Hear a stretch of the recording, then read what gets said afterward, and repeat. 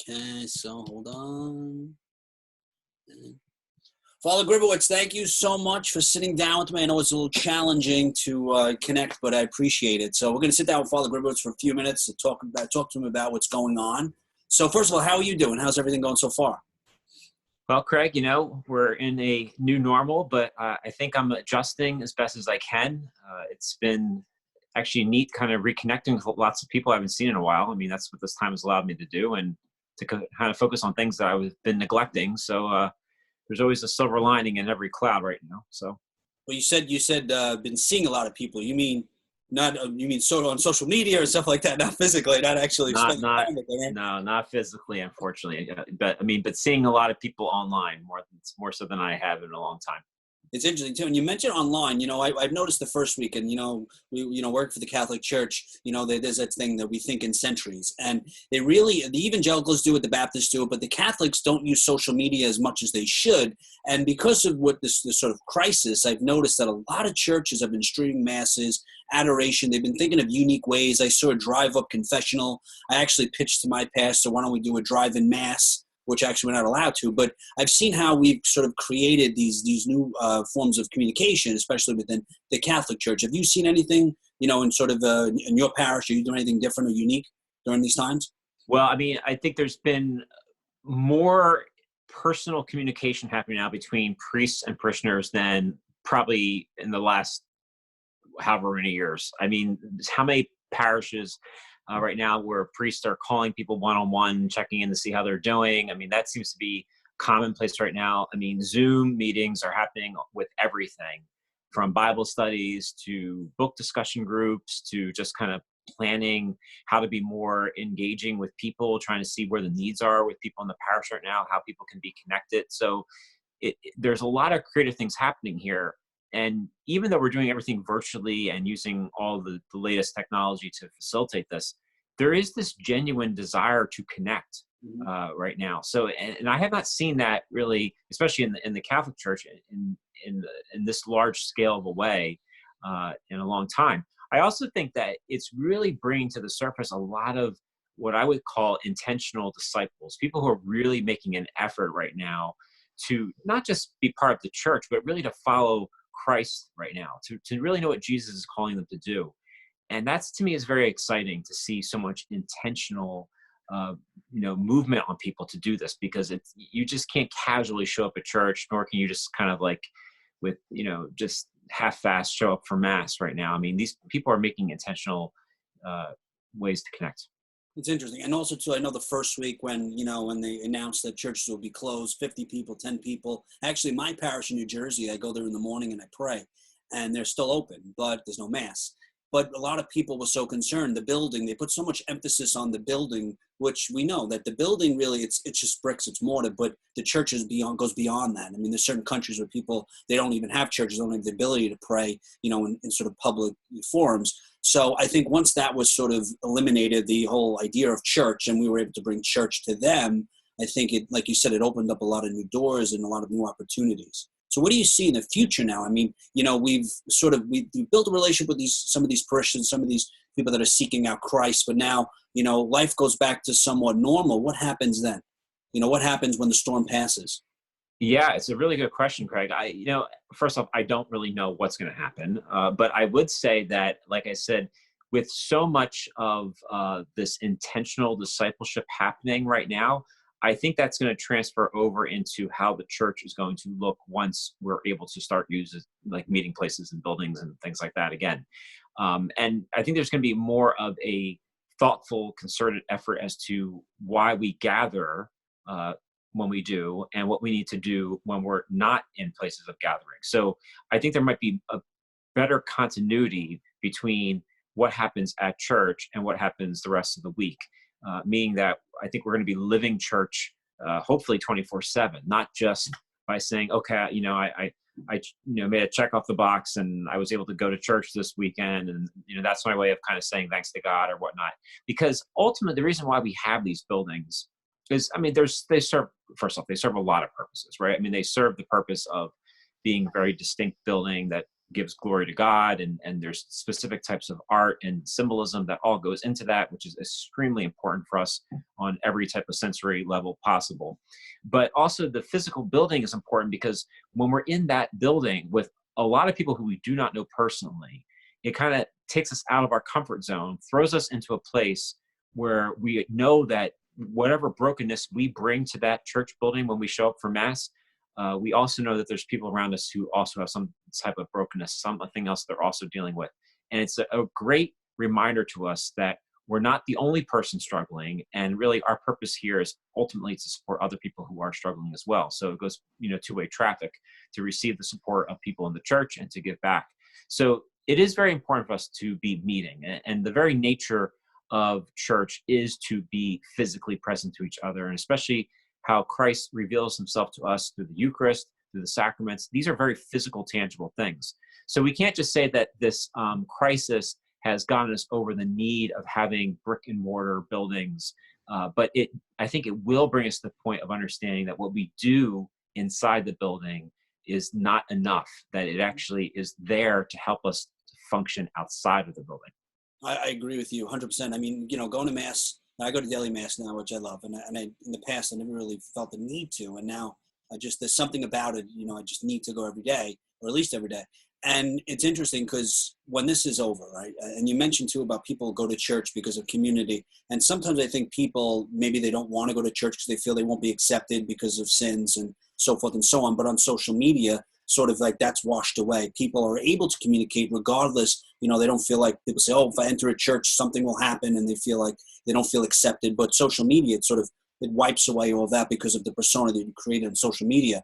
And also too, church on Sunday isn't enough for me personally. Like I said, I love to go to Mass on a daily basis. And having, I watched Bible study the other day streamed live, and I was on the treadmill and I'm watching, like just Bible study. But I wouldn't go to Bible study on a Wednesday night, but I was able to watch it.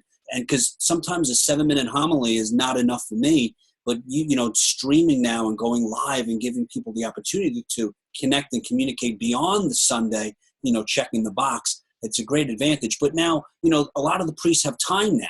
So I see my pastor in Brooklyn, Casado, he's posting every day. He's got the busiest schedule. Monsignor Harrington, are they going to go back? Are they going to still feel the need or the necessity to continue to post on social media? Or is this going to open up other opportunities for additional jobs and employment for people that could post on social media every day?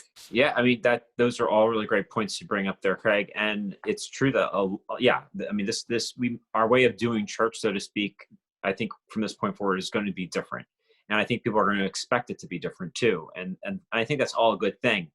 I do think that what may end up happening here is that as all well and good as things are right now, with people being exposed to the faith and really delving into their faith and kind of unpacking their faith through social media and through other online means, ultimately what should end up happening is that people will come to a point of realizing, like, well, it's just not enough for me to actually be logging into Bible studies. It's just not enough for me to be getting a daily, electronic transmission from my pastor. That ultimately right now we're like rejoicing that we're able to work on our faith life through a different means. But ultimately our faith life is all about engaging with people in the physical space, right? To really comfort the lonely, and to bring food to the hungry, and to drink to the thirsty, and to visit the prisoner. I mean, these are the corporal works of mercy. And they are very, very bodily in that sense, where we have to be in the same room with people. So my hope is that we are kind of in this point here where we are getting re-energized and with the blessings of social media and the online presence of our churches, but for the end point, meaning that we are going to be more engaging with people once we're able to do that in a very safe way. So I don't think that it's going to just be people being more addicted to their cell phones and to the internet once this whole thing passes. I think it's going to have people realize, like, okay, this isn't enough. Now I got to move, and I have to actually do things for my neighbor. You're right. This is sort of like this time has been sort of like the seed process. Like this has been planting seeds in a lot of people. And also too, it's interesting because there's no NFL, I don't watch sports at all, no offense, but no NFL, no baseball, I don't even know what season is, no NHL. So you don't see those tweets, those posts about the idols, right? Before this happened, people would idolize these celebrities and figures. And now, people feel comfortable to post on social media about their faith. They feel comfortable now. When that changes, and Kim Kardashian and all these celebrities they idolize, Justin Bieber's posting about other things, I'm concerned that people will go back to the same habits, and then faith will only be, people will only post about their faith during Easter and Christmas when society says that it's acceptable. So what are some of the tools or some of the things that we can do during this period to make sure that we're building a strong foundation, or we're watering that seed when this season has passed? Well, I think the one great thing that we can really focus on here is an interior prayer life. How exactly are we allowing time in our day right now, when we are on this kind of retreat, to understand how God is speaking to us in the day-to-day events of right now? And I think that the more we hone that ability to be very present to the present, meaning being very present to how God is revealing his love for us, even in the midst of this very, very difficult time, my hope is that that will transfer over once we get out of this period. And then we're going to have a different pair of eyes, if you will, to be able to see things and be able to know what is important, what's not important. I think that this is going to last with us for a considerable amount of time, long enough for a lot of things to kind of, maybe I wouldn't say die out completely, but radically transform. I just think our celebrity and sports culture is going to look a lot different once this is all said and done. It's just going to have to. It doesn't mean it won't exist, but it's going to look different. Mm-hmm. And I think we are going to have to look at that differently as well. In the history of the world, so to speak, or especially in the history of the church over the last 2,000 years, there's always been these moments of purification that have happened through different ways. A lot of times they happen through wars and things like that, or of course, internal church issues like the Reformation. But what ends up happening after these types of periods is that there's a great vigor that's placed with people in the faith.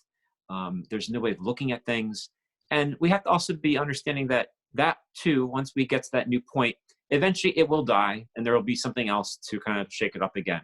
But we just happen to be living in an age right now where we're going through one of these great, transformative moments, this great purification. And I think that's exciting.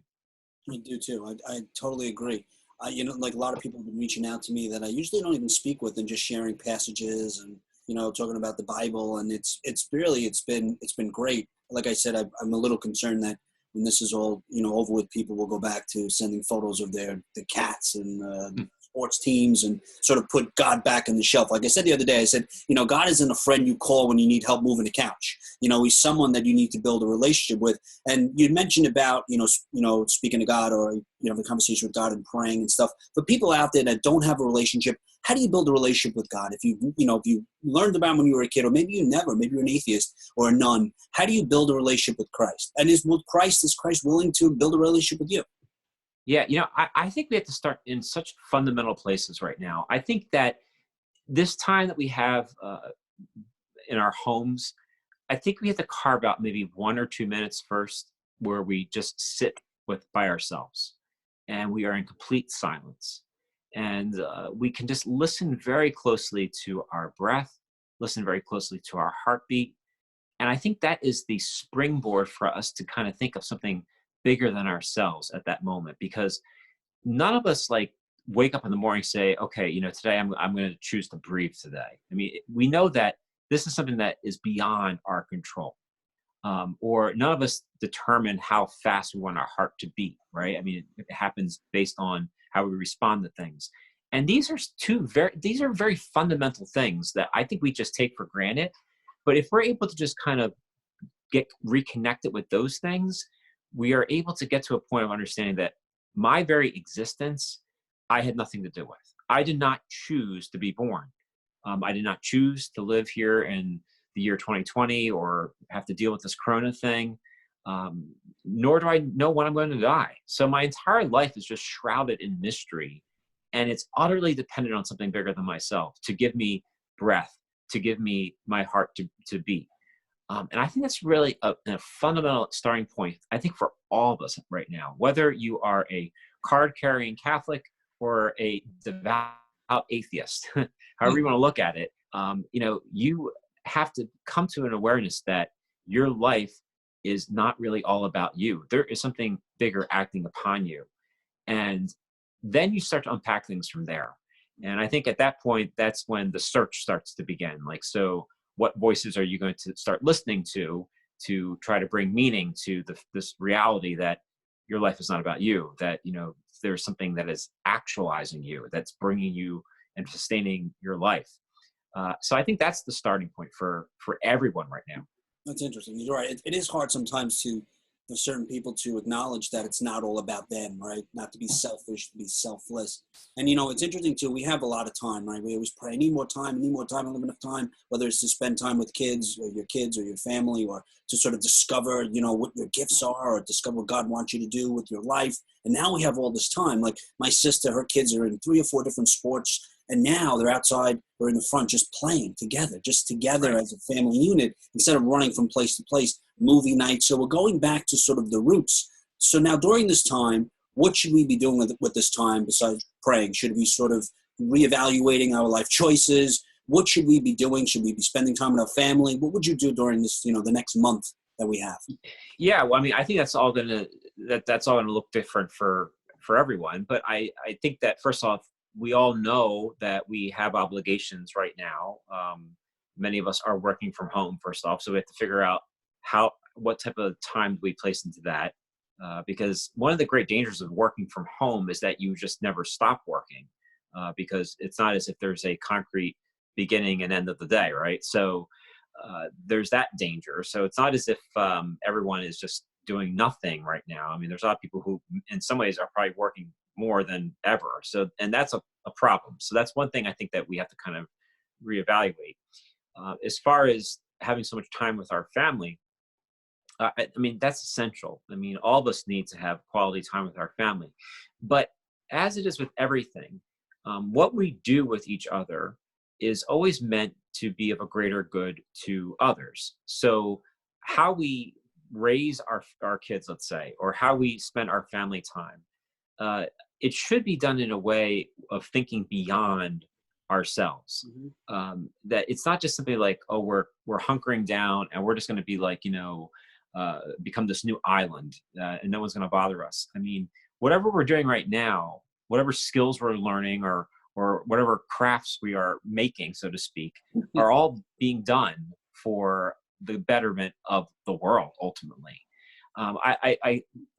I did a video this morning, and I was saying that, if anything has really revealed to us the radical interdependence the entire human race has, it's this coronavirus, where something that happened over in China has now affected the entire world, right? And everyone now is in this solidarity of suffering. It seems like all the distinctions that we've made before really don't matter. It doesn't matter if you're rich or you're poor. You can get this coronavirus, and your life will be affected by it. It doesn't matter if you're a celebrity. It doesn't matter if you're a nobody, right? However you want to look at it. I mean, we're all, and it clearly doesn't matter if what nationality you are, or what language you speak. I mean, none of that stuff matters right now. We're all in this together as a human family. So what we are doing with our time at home in this very localized way, I think has to be understood in the context of how we are all interconnected globally. So whatever you're doing at home, I think needs to be thought through as being a preparation of how to give to the world, and how to let the world, so to speak, give to you, how you're going to let other people in your life in more, and allow their gifts to serve you. I think that we all need to understand our role in the body, which for Christians, we understand is the body of Christ. That's great. Just one last question. Now, a lot of people are dealing with fear and anxiety. How do we comfort people like that, or how do we comfort them? Is there's something that we could do on a daily basis? What could we do to overcome fear and anxiety? Yeah, I hate to be like a broken record here, but I think that the more present we are to the moment, that is when our fears are cast away. The only reason why we do have fear is because our mind allows us to think of the unknown, meaning what's going to happen in the future. Our mind's able to think of all these different scenarios or all these different possible outcomes. And that is very paralyzing. And that's what brings about fear, because you're always worried about, what if I get the virus? What if my kids get the virus? What if this happens? What if that happens? What if I lose my money? If I lose my job? Whatever it may be. But if we just step back for a second, right now, at this very moment, none of those things are happening. None of those things are happening. And if you're able to once again reconnect with your breath and say, at this one moment right now, this very moment, I'm giving everything I need to get through this moment, then you have the confidence that the next moment, you will have everything you need to get through that moment. So when we grow in our awareness of God's presence through our actual body, it helps us to know that the same faithful God is with us every step of the way. And this is where the great gift of thinking about the past actually comes into play, because a lot of times we can think about the past and have lots of regrets about our past, and like that gets us down.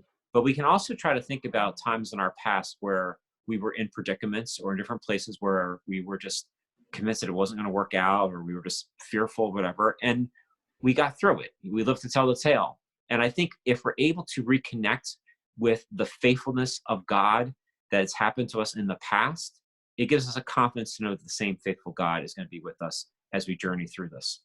I love that. I love that. Father John, I really appreciate this. Thanks. I know it took a little while for us to connect on No problem. on Zoom, but I really appreciate it. And if you could say a final prayer to everyone that's watching this, I would appreciate that as well. Sure. Oh God, we believe that you are the giver of all good things. And even in this midst of trial and of suffering, we know that it does not limit your goodness.